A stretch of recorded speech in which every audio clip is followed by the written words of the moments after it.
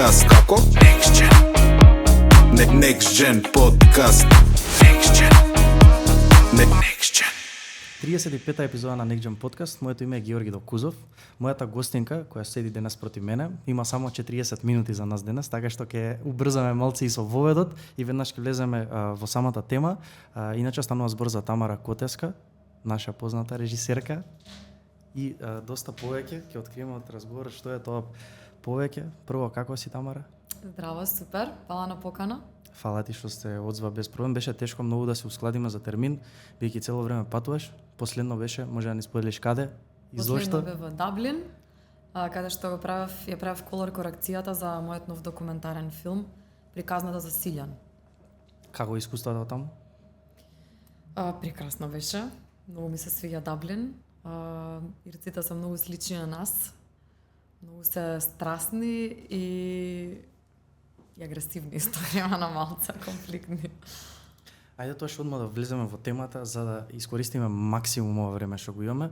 Веројатно највеќе твоето име ќе го препознаат луѓето како режисер на документарецот Медена земја, кој постигна огромен глобален успех и кај нас исто така и локален и глобален успех.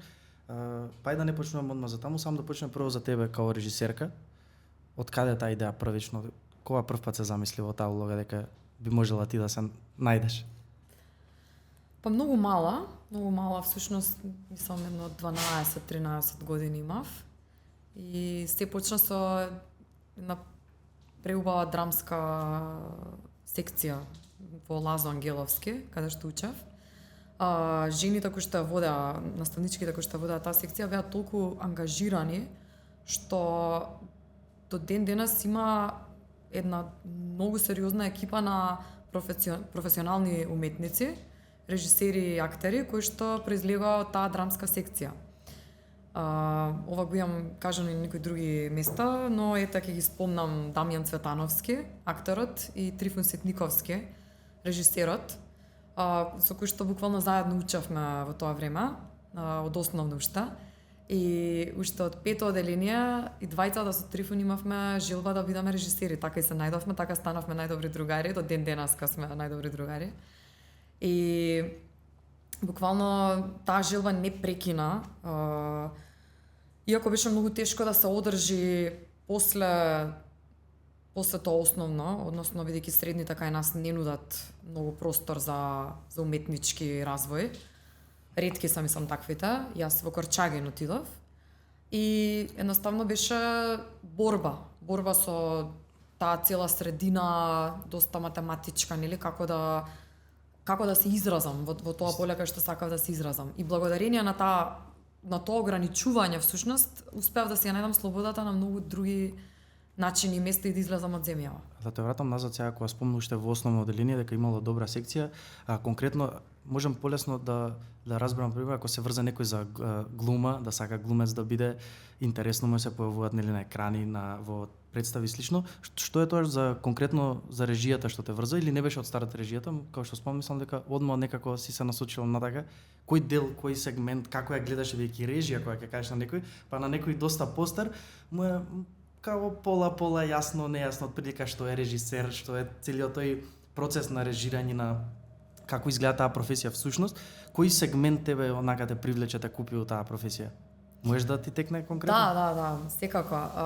Значи јас прво пишувањето го имам наследено од дедо ми, кој што многу пишуваше и поезија и проза. И преку него почнав многу да читам, ме насочуваше во литература, открив литература која што беше за многу повозрасни некако и навлего во тоа и ми стана некоја страст тоа пишување. А паралелно на тоа многу ме интересираше и фотографија. Значи неколку домени ми се споја. Еден од најраните поклони ми е еден апарат кој што ми го дадоа моите со филм. И првите слики ми се низ ново лисиче буквално од гетото, фотографии, улични фотографии од цела населба од луѓето што беа таму и се. И некако сите тие работи ми се споја и барав, мислам уште тогаш како дете нешто барав, си викав, што е тоа што ги спојува сите овие, зашто би сакала и ова и ова и ова. И при тоа на драмската секција ние глумевме, меѓутоа тие две наставнички доста ни зборува за концептот на режија и што е тоа театарски филмски режисер. Многу ни предава за браќата Ламиер, многу во историјата на филмот не имаа воведена и преку нив уствари некако сватив дека преку нивните предавања дека сублимација на сите тие интереси е режија. НЗС. Иако ние глумевме на таа драмска секција, не можам да кажам дека сум се пронаоѓала во тоа.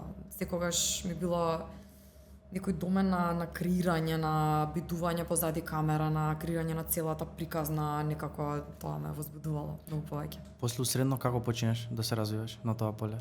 Збориме Корчагин и јас сум исто корчагинец и нашиот камерман исто, сите сме Корчагин екипа. Спомнува тематичка гимназија нели важи, но исто така доста истакнато и тоест се потенцира и тој момент на култура, на театар и таму е доста застапен, има доста луѓе кои од Корчагин решаваат нели после на драмски. Ти си таков случај? Претпоставам дека и во твоја генерација имали, во наша генерација имало некои кои отишле во таа некоја насока.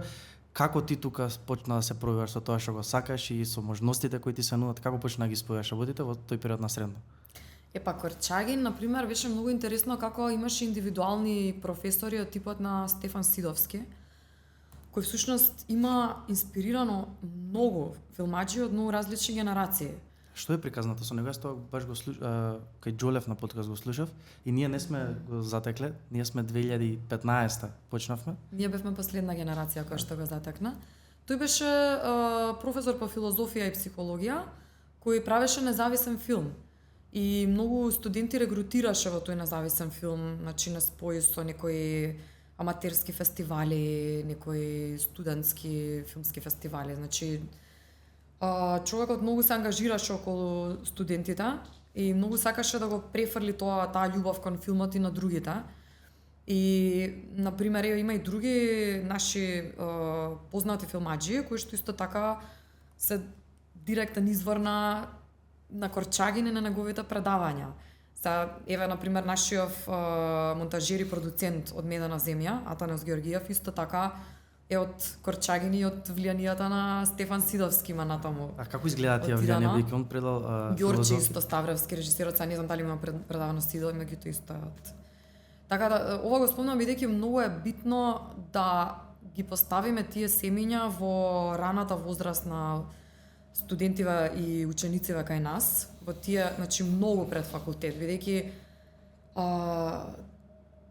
тогаш луѓето се во магла реално, посебно кај нас, кај што немаме баш насоки што сакаме да ги фатиме и ако имаме такви индивидуалци во средните и во основните, таа љубов што ќе стават во срцата и во мислите на тие деца, едноставно не се искоренува така лесно. Ти растеш со таа идеја после тоа и некако полесно ги преминуваш тие пречки за да дојдеш до својот сон. Така, спомна, интересно ми е само да се надоврзам на тоа. Значи професорот предал филозофија и кои биле моментите кога он искористил, бидејќи доста луѓе го зборат и знам дека е важи за некој вид на легенда, и кои беа моментите кои он искористува да насочи спрема филм, бидејќи пак тоа не е по програмата нели на класични предавања, или тоа беше во склоп на некоја секција? Вонредни предавања. Да. Значи тоа беше баш. Да, и сите кои што беа заинтересирани одеа и ги следеа тие предавања кои ние на пример слушаме она некоја легенда која што со генерации и генерации луѓе ја зборат како онака некој чуден лик, нели? Полугениален, полулуд, кој што пример во време на социјализмот бил првиот кој што предавал за сексуални односи, кој што тоа било за табу тема, нели? Па доаѓале вонредно студенти ја слушаат. После во наше време поише некај филмот и против системот и како преку филм да се изразиш да ги подигнеш тие општествени прашања некако. Така да ние бевме исто пак мала група која што ги следеше тие предавања со голем интерес. Значи цело средно помина некако во интерес, веќе таа семка ја насади ти, таа креативна некоја исполнителност во текот на целото средно школа, претпоставам дека траеше. Кога беа твоите први действија конкретно се начнат, еве сега јас ова ќе го режирам, претпоставам почнал од некоја представа училишна или слично, како беше тоа? Како беше првиот момент кога ти се стави во улога на јас сум сега режисер? Па првиот филм го имам снимано на 16 години Тој беше краток филм еден за некој аматерски филмски фестивал, не знам, кај тука во Македонија се одржуваше. И ми ја земав ВХС камерава на мојве и буквално тргнав од почеток све да учам и кој стигнав го прашував, кој што знае бидејќи не потекнам од филмска или театарска фамилија, електроинженери се кај мене сите. Така да не може нешто премногу да ми помогнат во тој домен, ама барем технички ми помогна, нешто околу камерата, па симнував програми за монтажа, па учев монтажа, гледав на интернет како што. И учествував после на тој фестивал. И непосредно после тоа отидов во Америка, во Тенеси една година, кај што продолжив да некако повеќе навлегувам во тоа поле, бидејќи имаше поголем избор таму во средното, повеќе активности поврзани со филми и театар. Во која година отидов? Која година? Во трета ја поминав таму. И таму официјално некако се врзав за идејата за документарци, бидејќи и таму исто многу значајни професори кои што ни беа по литература, по драмска секција и така натаму.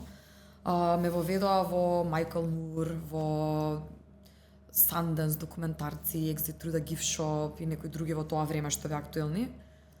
И некако тој адреналин, мислам, јас до тогаш освен Discovery TV формати немав нешто видено креативни документарци, немав ни кај би гледала. Тоа беше за мене нов универзум што го открив, значи магично беше дека ти можеш од реалниот свет да со такво следење и бркање и таков цел адреналин да се извади нешто онака сосема филмски и значајно. Значи документарците некако на прва те купија? Немаше некои екзибиции на други полиња? Имам секако, да. Со играм филми, имам доста експериментирано. Уште на факултет имам преку 10 кратки филмови направено. Со анимација имам експериментирано доста. Генерално ме интересира општо филмот како поле. Не би рекла дека театарот толку многу ме интересирал да го истражувам во однос на режија. Повеќе сакам некако екстериерни активности, малку хиперактивна сум и така теренски ствари. Ме интересираат, ама да, мислам сега го спремам првиот игран филм, така да тоа ќе ми видат друг предизвик. Моментално во Даблин беше за него или за друг филм? Не за документарец. Да. Тој кога излегува? Овој документарец не знаеме уште кога ќе излезе, најверојатно во лето. Меѓутоа тука е земена една македонска тематика наводно. Приказната за Силјан е измодифицирана во модерно време во контекст на прехранбената индустрија и земјоделието и односот на земјоделците и штрковите и симбиозата меѓу нив. И целото тоа е во една бајковидна форма преку таа митска приказна за Силјан. Да, јас веќе имав можност да видам неколку сцени, изгледа ептен добро. Сега ме интересира, продолжуваш од тука на драмски факултет. Режија, како изгледа тоа, дали знам дека за глума има доста стриктен за упис, селекција, исто е и за режија или? Да, секако, премногу. Како изгледа тој процес? Премногу строго. Вака, искрено, како тоа што памтам, приемниот за режија, мислам дека до ден денес ми останат како најтешкиот предизвик. Живот. Да, многу ми беше многу страшно и на сите ни беше страшно тоа, бидејќи траеше недела дена. На секој 4 години имаше упис. И многу луѓе се откажуваа од самата идеја дека е претешко, нели, дека, мислам, јас дури многу размислував на тоа, бидејќи имаше и други истражував други универзитети надвор од Македонија реално да видам. Но зашто одлучив за Македонија, бидејќи прво таа една година во Америка ми покажа дека значи во тоа време во средно сите сакаме да заминеме особено надвор од Македонија. Сите сме љубопитни да го истражиме светот и најчесто луѓето заминуваат на факултет. И таму ствараат некој си живот и ретко кој се враќа реално тука. Ама мене таа една година ми ја смени судбината во тој поглед, што најверојатно ќе заминав и јас, бидејќи ми покажа дека толку сакам да се занимавам со режија, некако не би сакала да го посветам времето надвор студирајќи, учејќи нов јазик или во некои други или адаптирајќи се на средината.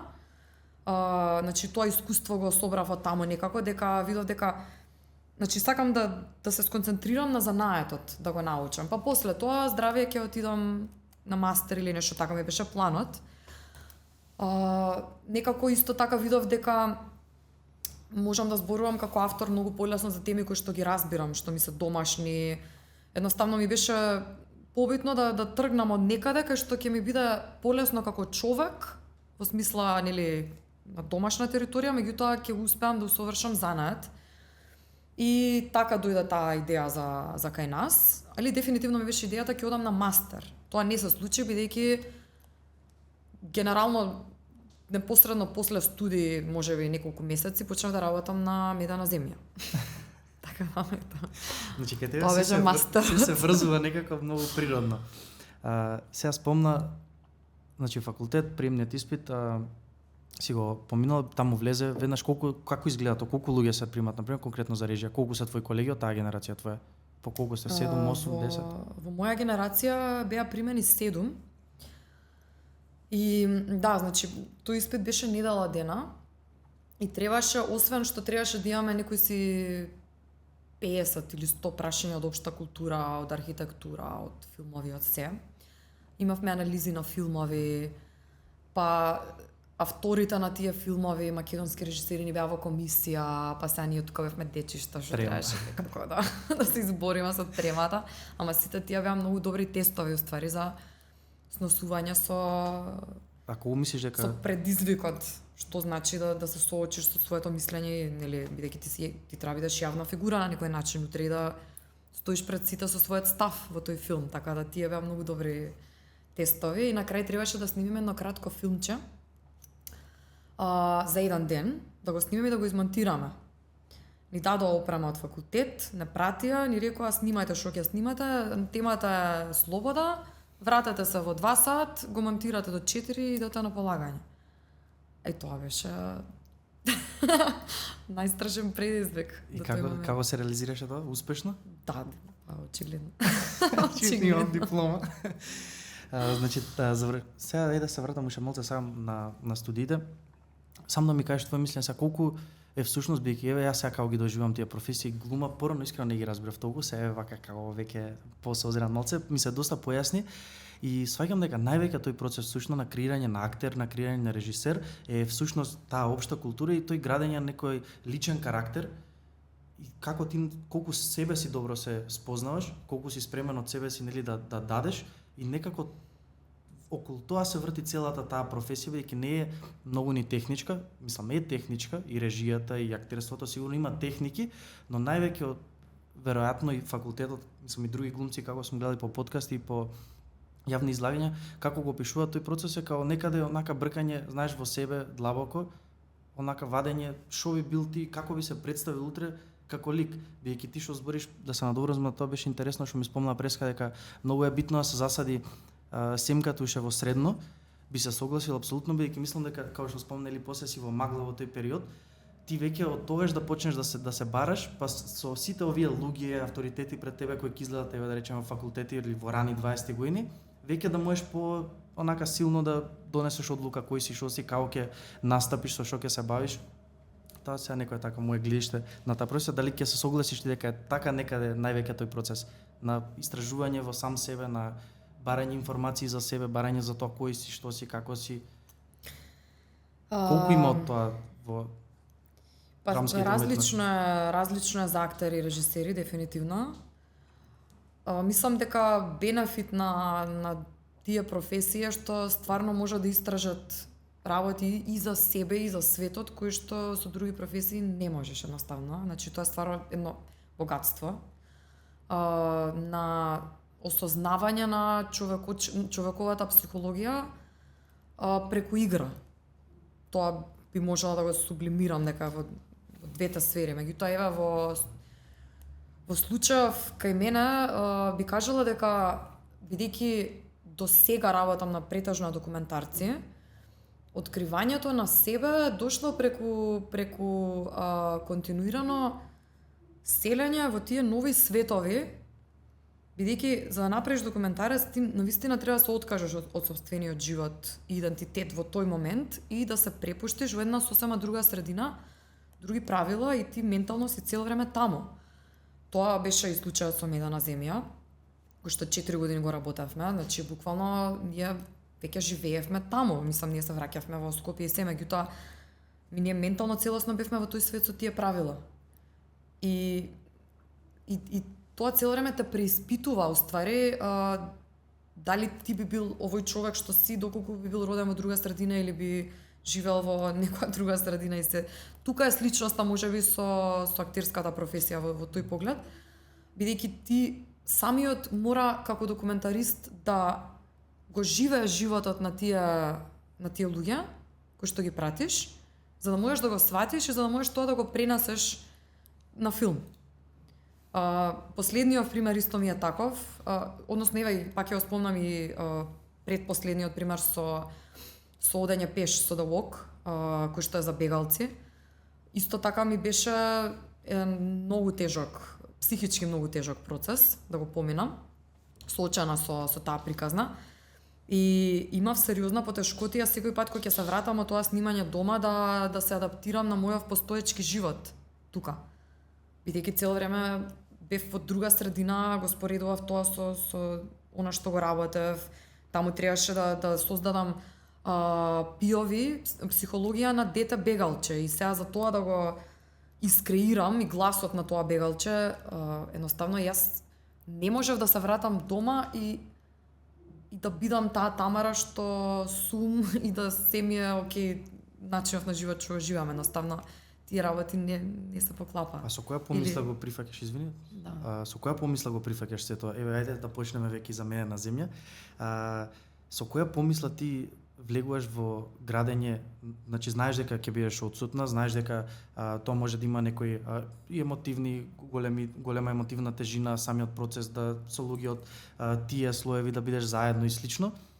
Кој е наградата на крај што ја гледаш? Мислам, знам дека е креирањето нели на целиот продукт на филмот на крај за окружување, но како гледаш ти на тоа? Што е тоа што те мотивира да го превземеш се тоа што треба? Кој е резултатот што го очекуваш на крај, свесно влегувајќи во сите тие работи? Отсуства, сати? Сигурно тргнуваш од некоја земја, бејќи сега јас како размислам, Медена земја снимана 4 години, како што ми спомна. Претпоставам дека во почетокот имало, сега ти ќе ме го објасниш тоа и поттемелно и сигурно ги занима и гледачите, има некоја сценарио, иницијален план како тоа да изгледа и некоја порака која би се извадила од филмот, ако не сум оправил ќе ми извадиш. Сигурно и се почна веќе од стартот би се знаело од прилика кој треба да биде go to message-от, која е пораката што е праќа филмот. Но ти во тој период од 4 години сигурно имаш големи ups and downs на целиот процес. Па што е тоа измеѓу тие периоди што те гура напред? Многу е тешко прашање ова генерално, бидејќи не е ни секогаш истата мотивација што да турка. Знаеш, кога ќе влезеш во еден процес и ќе откриеш една приказна која те возбудува, на почеток тоа е возбудата и адреналинот. Желбата да ја раскажеш таа приказна и тоа што гледаш дека почнува да станува реалност. Тоа. Како што тече процесот и повеќе се заплеткуваш во таа приказна и станува потешко да ја доведеш до крајот, почнува да те бутка некогаш и стравот да не ја оствариш до крај. Значи се менуваат тие. Кога ќе ги надминеш тие некои си мрачни шуми, пак ќе доеш на некоја светло при крајот, тогаш повторно те возбудува идејата дека си веќе пред крајот и дека ќе има некој преубав резултат од сето тоа. Така да комплексен е, да кажам, односот меѓу значи различни работи во различен период. Мотивација, позитивно, негативно влијание, страв, потреба да го направиш тоа. Да се изреш. Да. Сега ајде да почнеме за Медена земја. Како ти се наоѓаш во таа приказна? Како почнува таа цела приказна? Од каде е тој тригер за таа тема да се одбработи? Еве како би раскажала ти Медена земја? За Медена земја тоа почна на еден многу убав начин, многу необврзан начин. Идејата беше да направиме краток документарен филм. Значи, екипава која што работи на Медена земја, јас, другиот корежисер Љубо Стефанов, двајцата сниматели Самир Љума и Феми Даут, и монтажерот Атанас Георгиев. Беше екипа која што претходно се препозна во еден друг среднометражен документарен филм кој зема многу награди, меѓутоа кај нас не беше нешто многу извикан, бидејќи тогаш енвајрментализмот не беше популарен кај нас. Меѓутоа на тој филм ние се препознавме како една креативна екипа која прави многу успешен експеримент заедно. Во тој среднометражен филм ја обработувавме темата за преспа и за проблемот со јаболките и фосфорот и изумирање на екосистемот. Преку една таква бајковидна, да кажам, стилистика. Значи, имаше стоп анимација, имаше земено исто некои такви ликови исклиширани од детски приказни, од типот на рибарот, со чамчето, не знам, капетанот, со бродот. А тоа се ликови кои што се нели локални. Да. Капетанот беше некој стражувач, не знам. Може да се дофатиме, тоа е проблемот. Кој е проблемот во тој филм? Се гледа за проблемот за јаболките, дека всушност проблемот е дека населението локално, дека локалното население ги не знаејќи ги фрла непродадените тони јаболки во езерото, мислејќи дека се природен отпад, меѓутоа тие ствараат зголемено количество на фосфор, кој што ги рани алгите и како што растат алгите, ги стиснуваат рибите на дното и рибите не можат да најдат храна и умираат. А при тоа сите други птици кои што живеат околу и се исхрануваат, сите други птици и животни кои што се исхрануваат со риби, не може да стигнат до рибите, бидејќи езерото има премногу алги. целиот систем се хакна. Да. Да, значи целата таа поврзаност на тој екосистем. И бидејќи видовме дека ние можеме тоа да го направиме на таков еден експериментален начин со користење на некои нови форми, за нас нови форми, како стоп анимација, како имаше се разни, да не навлегувам во детали, меѓутоа ни се допадна таа соработка заедно. И тука влеговме во вториот процес кој што требаше да биде краток филм на тема исто заштита на животната природа, заштита на животната средина во Источна Македонија. Со тоа што ние можевме да се избереме тема. Истражувајќи тука, ја најдовме темата за пчелите, бидејќи таму се некако најраспространети, и темава за последниве локалци кои што одгледуваат диви пчели, всушност, во карпите на кањонот. Како дојдовте после? На прва темата ви се свиеше?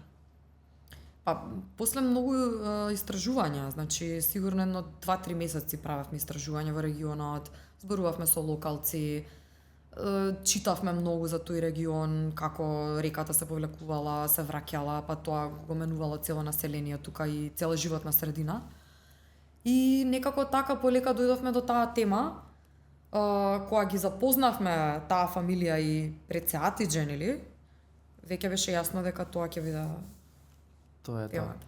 Сега приватно исто така зборевме, јас те прашав нешто контра тотално, дали на прва се одлучил, ти ми спомна дека всушност самиот процес, јас те прашам добро како креираш ти филм и ти ми го објасни тој процес од 3 до 4 месеци најчесто на само истражување, кое всушност 3 до 4 месеци е голем период на самото тоа што ти колку информации можеш да опфатиш, бидејќи тоа тебе секако ти е full time job и повеќе од full time job.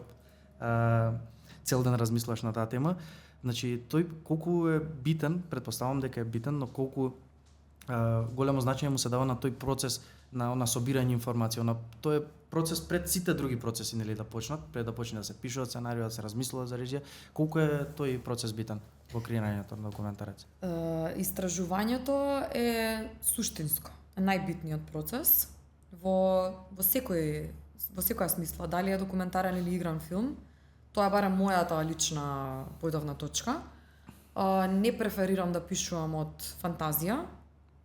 Сакам има автори кои што го прават тоа, меѓутоа јас сакам да појдам од конкретни податоци и факти на една тема, а потоа да најдам свој уметнички пристап на целата таа работа и да му дадам едноставно некој креативен печат на целото тоа, меѓутоа фактите да бидат засновани на реално истражување. Така, преска кога те прашав што е тоа што те мотивира, што е тоа што те дига кога паѓа мотивација и слично, ми објасни дека не е една работа, и дека се повеќе работи влијат, само интересира Меда на земја ако го земе како проект, во колку фази ти би го поделила, како би го поделила, кој беа ups and downs, што се случуваше на колку фази би го поделила тоа. Почнувате да снимате, како изгледа тоа на прва, каде се заплеткува работата, каде има успони, каде има падови и да доеме до крајот нели и до успехот. Како би го поделила ти во кои периоди? Вака би го поделила, значи во период на истражување, во кое што тука има доста разговори со локалци, има и снимање дел. Може нешто ќе влезе тоа, може би не. Откако ќе се одлучи официјално, во тој период на истражување всушност би рекла дека е многу битно и пишување во исто време, значи запишување на сите тие податоци и креирање на првиот драфт на приказната, на првата верзија на таа приказна, која што тој момент цело време треба да се препишува. Мислам, тоа е барем правилото кое што јас го следам, значи документарец не е форма која што може само да биде пуштена слободно, едноставно, што фатиш, туку треба цело време да апдейтираш до каде си, што си нашол, како тоа ќе се поклопи во постоечкиот контекст на тоа што сакаш да го кажеш на крај, дали припаѓа или не на тој филм. Може би е фасцинантно нешто, некоја случка или настан или лик, меѓутоа едноставно не е дел од тој филм. Го му прави само полошо, го трга од фокус. Така да тој период на истражување, одење на терен би рекла, и пишување и ревидирање на приказната трае неколку месеци. Потоа почнува периодот на снимање и во мојот случај скоро секогаш правило паралелна монтажа. Тоа сум го нашла како нешто кое што највеќе ми функционира.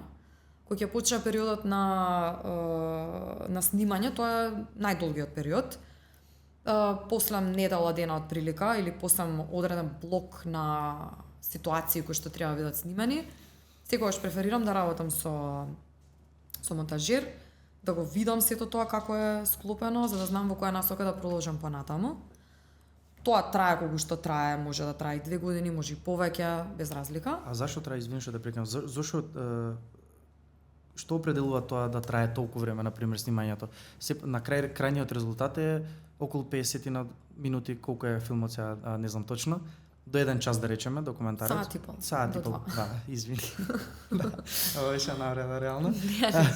Да знаеш зашто трае процесот. 1,5 час, но сепак 4 години снимање, тоа се, не знам, 1500 денови скоро.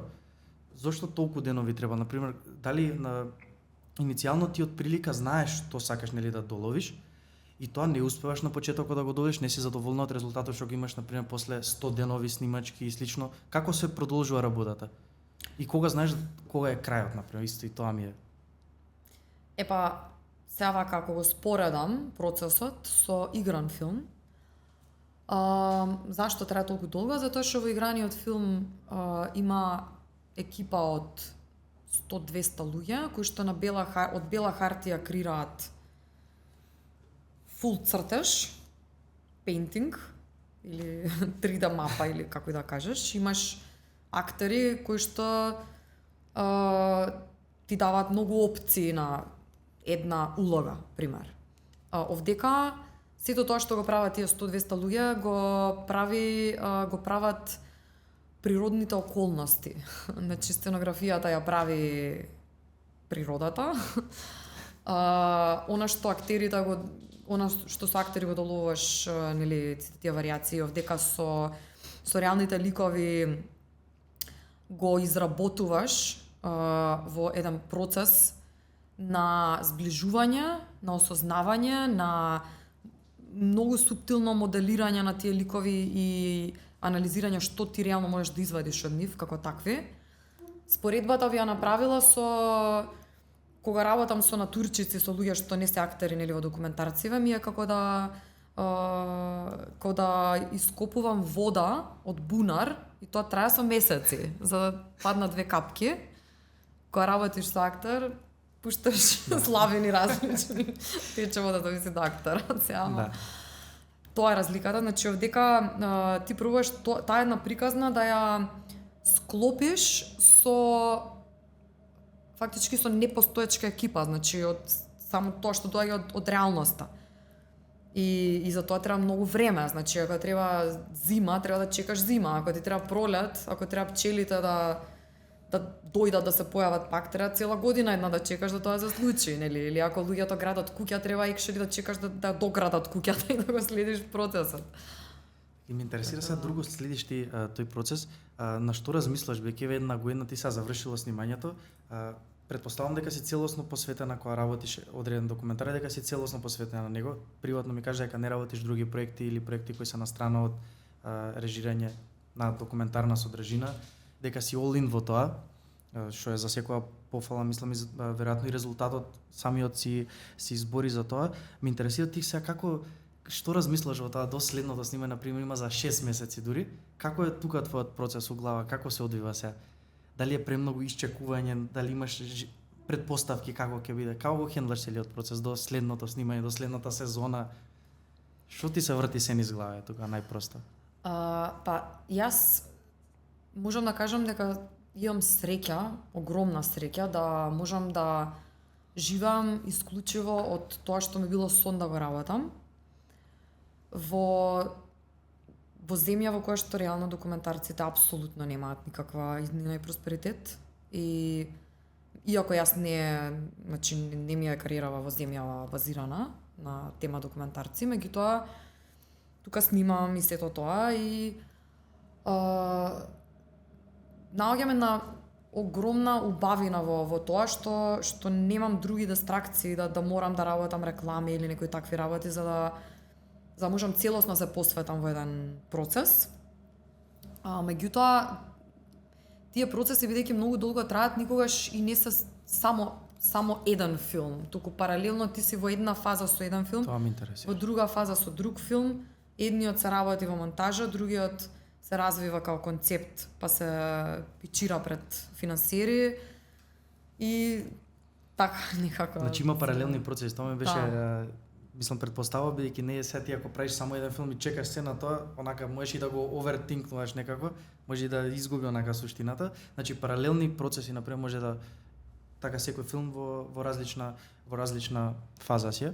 Па да, еве примеров сега најскоро, додека го снимавме Приказната за Силјан во Македонија, стигнавме до некој прв драфт на документарниот и се случи да една идеја која што 3 години се обидувам да развијам за Сибир, за последното племе кое што живее на највисоката точка на север, во Сибир. 3 години, значи едноставно ради војната, ради други санкции со Русија, таа идеја буквално беше во фиока. И иако многу беа заинтересирани за финансирање од многу страни, и буквално преку ноќ се појави еден од тие финансиери и рече: да, не случајно уште сте заинтересирани, да тимов кој што работиме на проектот, дали сте заинтересирани летос кога отидете да се направи едно истражување, јас сум спремен да го финансирам ако ви е уште слободен проектот. Од нигде никаде буквално се јави човекот и сега ние бевме усред еден процес, едноставно, ма не можевме да кажеме не, бидејќи не се одбива. Не се одбива приликата и завршивме онака буквално викендот со снимање тука во Струмица и по 2 дена бевме заминати за Сибир. Од Струмица до Сибир. Сега само да ја завршиме Приказната за мене на земја, бидејќи скокнавме од тема на тема, ми интерес после само да продолжиме за ова околу моментот како се прави од старт, бидејќи сега ти си во некој улога и на продуцент, ќе ме испреш ако грешам, на некој од овие проекти идни и веќе издадени. Да завршиме за мене на земја, завршува проектот, имате кат, го завршувате, како изгледа тој процес, ајде последен, баш ме интересира крајот. Значи монтажа, постпродукција, тоест постпродукцијата нели на крај, моментот кога го имаш целиот пакет и кога веќе го имаш целиот филм, имаш она се буквално и почетокот и графиката ставена. Тој момент, еве конкретно за мене на земја, како изгледаше? Како се чувствуваш? Па, генерално веќе не кеш да го гледаш филмот, Да. зашто тоа си го прегледал на 100 пати. Секој ден во колор, секој ден во звук, секој ден во све. Знаеш на памет се. Така да, доволно ти. Моментот кога го имавте тој финален продукт, знаеше дека тоа може да биде онака, дека имавте добар нешто добро? знаев. Многу порано тоа. Многу порано? Да, бидејќи исто така многу го проверувавме проектот успат. Значи го праќавме на неколку работилници, на фондови за развој, на Сараево филмски фестивал. Таму доби награда на филм за развој. И таквите соочувања, да кажам, со публика, секогаш се добре дојдени во процес на правење на еден филм, бидејќи гледаш до кај си во целата работа и колку си спремен. И фидбекот кој што таму го добивме, веќе знаевме дека значи селекторите на Санденс ни пристапија таму уште на таа програма за развој со порака дека го очекуваат филмот кој ќе биде завршен, така да Значи знаевте веќе дека да. real deal. Како реагираше ти на целиот успех, ти и целата екипа?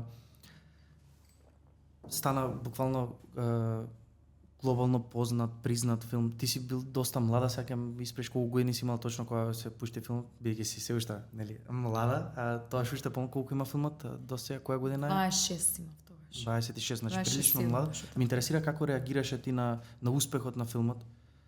Како влијаеше тоа на тебе? Па, на ти? ролеркостер беше голем. Дефинитивно. Значи филмот беше номиниран и можеш да спомнеме некои од работите во колку земји прво се презентираше филм. Можеш малку онака бриф за успехот на филмот. Па, прво значи прво целото тоа завршување на филмот ни беше многу стресно, бидејќи веќе нервите ни беа изгубени од тие 4 години. Тоа е вистината. И кога се случи тоа со Санденс целото, прво дека влегува филмот на Санденс, онака уште не бевме свесни баш што е ова, нели, што следува, меѓутоа супер отидовме на фестивалот. И кога се случи тие 3 награди ги земеме, кој што беше историски момент до тогаш, не случај на тој фестивал. Мислам дека бевме во тотално неверување. Во тотално неверување. Онака едни со други цел време се прашувавме чека стварно се случи како не е реално. Тоа е неописливо чувство и таков адреналин во тој конкретен момент, мислам дека никогаш пак нема да осетам, дури да се повтори тоа, бидејќи сега веќе познато чувство. Да. Значи, буквално ти да дојдеш од спиење во шатори на тоа снимање. На светска сцена. И тоа да ти се случи е онака, треба стварно време да се isprocesira целото. А го имаш оној момент на I did it, нешто како тоа е тоа. Секако дека да, значи прегорди бевме на целото тоа. Нормално. А ти ќе станат звезда тука, паралелно. Да, јас имав... Ке наси во свет. Кога бев во Америка, се сеќавам баш во тој момент ми текна, бидејќи мојве бевме на линија цело време, нели, од Јута. Кога бев во Америка, имав некои предмети по пишување, некои као литература, нешто такво, нели, креативно пишување.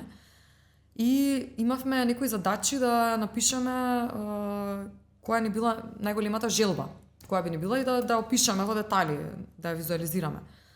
И јас буквално тоа го имав заборавено, значи тоа на 16 години го имам напишано дека најголемата желба ми е да го направам најдобриот документарец на планетава.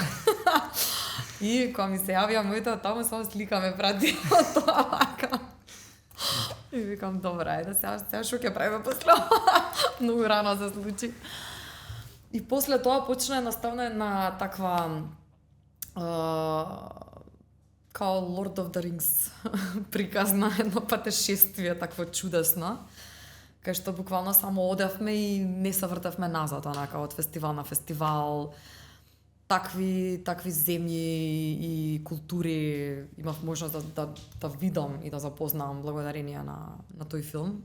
И тоа ми останува како најдрагото нешто. И мислам генерално документарците за мене најубавата награда е можноста да патувам и да видам култури кои како турист нема да ги видам и да ги запознам на истиот начин. Така. Значи се на се перфектно искуство. И си ги видов омилените актери во живо, така да. Сега, знаеш што сакам да те прашам? Што мислиш, дали е, мислам, што ти е побитно, нешто мислиш? Филмот да се допаѓа на некоја, бидејќи Медена земја имаше успех и на филмски фестивали, значи таму е таа филмска фела, нели луѓе кои се во тоа, како размислаш ти, но им се допадна и на многу луѓе онака го гледа буквално сите слоеви на луѓе им се допадна приказната Атиџе као лик. Каде ти е побитно да е успешен филмот? Во таа некоја филмска фела да биде као признат или во тоа некое прифаќање од луѓето да биде стварно онака гледан као филм? Каде гледаш тежина повеќе или тие некако ги гледаш као паралелни? Искрено, па би рекла дека меѓу луѓето ми е побитно да биде прифатена, дефинитивно, да. Точно е дека за кариерата е многу битно да биде прифатена во филмските кругови и средини, бидејќи од тоа зависиме сите. Меѓутоа, задоволството кога човек кој што нема врска со филм, кој што обична публика, ќе дојде и ќе ти каже ми отвори нов свет со ова и со солзи во очи ќе ти дојде, не се споредува тоа задоволство со Од искуството кој ги имаше, што виде е обичен човек кој не е толку филмски едуциран, што пронајде во филмот, најчесто искуства, што ти споделува со тебе, што видува во Атиџе као лик за да им стане таква сензација, што најчесто споделува со тебе, што пронајдува тоа, кој момент, на која порака извади они? Па мислам некое потсетување на скромност, некое враќање на корените, потсетување на нивни предци, потсетување некако од кај сите доаѓаме и на тие заборавени некои, не би рекла ни вредности, тоа се едноставно заборавени начини на живот кои што некаде сите ги имаме во позадина на свеста, пренесени од баби, дедовци и се. Мислам дека филмот генерално луѓето некако ги врати во детството, не знам, такво ми е мене на крај, чувството и заклучокот од све. После се, бидејќи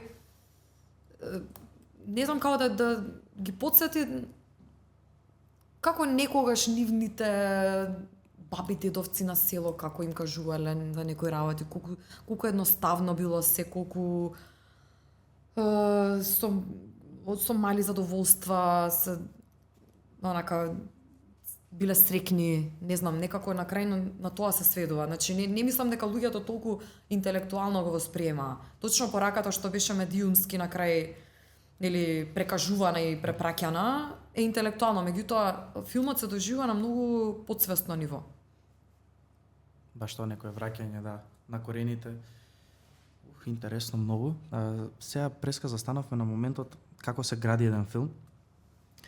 Еве сега например некој млад, јас како би размислил да те прашам од таа некоја улога, сака да се бави со режија или сака да прави проект и слично, како може да почне да се реализира во тоа, бидејќи нема конкурс да се бара режисер, мислам веројатно има, но ти ако тргнуваш со некој свој проект, јас спомнам преска фазата на финансирање, ајде некако на кратко, бидејќи се ближи крајот, да ја офатиме таа фаза, значи истражување, после со што се оди кон фазата на наоѓање, бидејќи се парите доста нели битен фактор во секој филм. Претпоставам дека во документарецот не се тоа буџети како за овие филмови што знаеме, што имаат по 100 милиони буџет, но пак се некој пресуден дел општо самиот процес на живење секојдневно на екипата захтева некои финансии. Како се стигнува до тоа и со кој пакет се нуди тоа на финансиери? На кој пакет треба да го имаш за еден филм, од идеја до сценарио, веќе снимки можеби, за да побараш финансиска подршка, тој каде ја бараш таа финансиска подршка? Са овие прашања не можам во едно, мислам, не можам во едно интервју да ги одговорам. Предолго е, тоа е целата професија, тоа буквално. Меѓутоа можам да кажам дека во денешно време кај што ние имаме секаква технологија на располагање, многу е лесно да тргнеш да се бавиш со тоа. Меѓутоа не да злоупотребуваш таа технологија во смисла да мислиш дека леснотијата на тоа што можеш да извадиш камера, апарат, телефон и да снимиш нешто, дека тоа ќе те направи професионалец. Значи, пак најголемиот занает е во ресерчот, во истражувањето, во времето што е посветено во тоа. Што потемелно еден автор навлезе во една тема, што потемелно истражи, толку ќе биде покреативен на таа тема, толку по-цврсто може да зборува на таа тема и поцврсто да ги убеди финансиерите во фактот зашто таа тема толку битна за да инвестираат во неа. Значи всушност самиот момент на колку ти веруваш во тоа, толку ќе биде добар и фидбекот. Колку повеќе истражуваш, толку повеќе ти ќе веруваш во таа идеја исто така и тоа. Така, се ближи веќе крајот, ти треба да одиш. За жал, немаме многу време, веќе е 5. Кажеш што некој слободно. Па мислам, офативме доста работи. Сега јас, ајде вака можеш да ме кажеш, што би посочила ти на младите, сега спомна дека опсежно тоа даде некој совет како некој треба да пристапи, не само тоа бидејќи сега се е некако лесно на допир. Кој бил твојот совет? Ти ме праша пред да дојдеш, од каде го влечам се ова прашање, демек зошто ме викаш, кога дали мислиш дека јас го гледав подкастот кај Дејан Џулев со тебе, демек дали мислиш дека некој би имал вредност ако дојдам и ако слуша нешто од мене? Апсолутно, бидејќи нели доста ти си представник некако на таа професија. Што би сакал да им порачаш на тие што ги интересира се ова со кое ти веќе се бавиш професионално, онака некој кураж некако да им дадеш? Искрено би им порачала да тој ми е прв совет. Ако сакаат сериозно да се занимаваат со режија и да навлезат стварно во тоа, да се изолираат и да создадат свој свет и да не потпаѓаат под влијанијата на средината, што е кул или актуелно во моментот во некоја, не знам, помала средина, во смисла скопска средина или Тренд. Да, значи да не потпаѓаат по тие трендови, туку малце пошироко да истражуваат, малце така се затворат во себе, да истражуваат малце повеќе за историјата на филмот, за побудите со кои што луѓе правеле филми, дека филмот е социјална алатка која што е многу моќна до ден денес.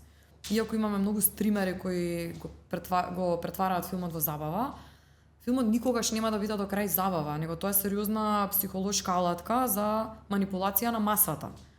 И во сите времења во историјава на светов служела за различна манипулација на масата. Денес служи за смирување, за некој конформизам, создавање ги држиш под контрола со тие стримери, некогаш служела за создавање револуција, меѓутоа моќта не е изгубена на таа социјална алатка. И малце повеќе околу тоа да истражуваат за да светат што е тоа што сакаат да го кажат и зошто пред се. Бидејќи не може да се прави филм поради тренд моментален. Мора да се некако да се начне пошироката смисла на тоа што го правиш, настрана само од круговите во кои што мислиме дека тоа ќе биде кул или интересно. Не знам, ќе ги занимава само малиот круг на луѓе околу нас. Мислам дека ова е сосем доволно за крај. Јас уживав во овој разговор. Мислам дека кој е следно прашање да го отвориме, имам уште 2 сати муавет, така што ќе оставиме и за во следна прилика. Верувам дека ќе се случи и следна прилика. Сам да ти се заблагодарам многу што дојде. Искрено уживав во разговорот. Се надам дека нешто паметно те прашав. Фала, и дека и супер ти си беа помина прашањата, добро кај нас. одлични беа, фала ти. Сам да ја поздравам и нашата заедничка другарка Доротеја која не спои и се ова некако чудесно се случи заради неа, бидејќи ти си презафатена и реално е малтене невозможно да се начекаме вака и ние со термини и ти цело време зафатена. Ти посакувам многу успех во се што правиш, во се што допро ќе представиш како проект. Вака седејќи со тебе веќе 2 часа претходно на кафе и сега вака на снимање, од твојата енергија не се сомневам дека ќе имаат успех сите работи кои ги правиш, бидејќи ги правиш целосно посветено и искрено ми даваш и мене инспирација и верувам пораката зашто те викнав. Мислам дека кога некој ќе види твојата посветеност на нашиот канал или на оваа епизода, дека тоа ќе му биде доволна мотивација со што и да се бави, едноставно да влезе подлабоко и да види зашто го прави тоа и да го прави најдобро што може. Ако ништо друго, барем да проба тоа да го прави. Еве јас тоа го извлеков како порака од овој наш разговор. Фала ти уште еднаш, ако имаш нешто да додадеш. Фала исто, фала ти, Георги. Фала ви на сите што останавте со нас овие 50 на минути. Се надам дека уживате во разговорот кој го водевме со Тамара. Тоа е тоа за оваа епизода. До следно гледање, пријатно.